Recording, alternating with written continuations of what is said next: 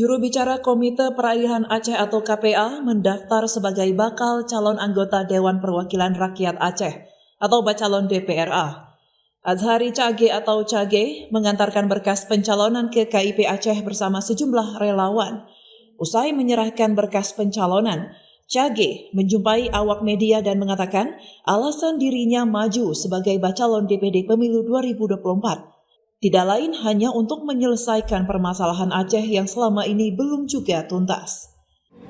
Intinya bahwa kita komit maju sebagai DPD RI di pemilu 2024. Kenapa kita pilih DPD? Karena Aceh masih bersengketa secara regulasi dengan pemerintah pusat, yaitu belum tuntasnya permasalahan MUU, permasalahan UPA. Dan ini karena ranahnya DPD adalah merupakan ranahnya regulasi, maka kita akan mencoba memperjuangkan hal-hal tersebut lewat jalur DPD di Jakarta.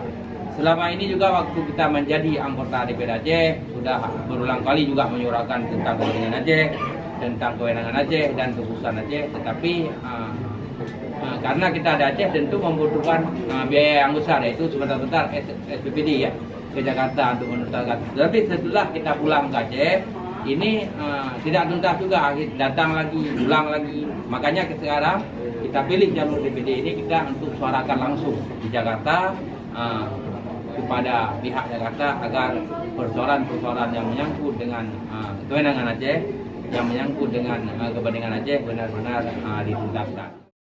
Selain pendatang baru di tingkat Dewan Perwakilan Daerah, ada juga yang incumbent, Sudirman atau akrab dengan panggilan Haji Uma, kembali mendaftar sebagai bacalon DPD Pemilu 2024 untuk Dapil Aceh. Alasannya kembali maju bertujuan ingin memperjuangkan aspirasi dan kepentingan masyarakat di Aceh. Secara tujuan kita adalah hidup ini harus bermanfaat. Dalam bahasa Acehnya adalah udeh benar manfaat, bejit syafaat ke kaum lingkar. Misi kita adalah tentu mengawal hal kebijakan daerah, menjadikan kita ini sebagai representasi masyarakat dalam menyampaikan aspirasi daerah. Tentu kita akan juga melakukan sebagaimana fungsi DPD RI itu sendiri yang tertuang dalam Undang-Undang 22D, yaitu fungsi legislasi, fungsi pengawasan, fungsi check and balance, supaya kehadiran DPD itu bisa menjadi penyeimbang, menjadi kontrol bagi kebijakan regulasi yang ada di Indonesia.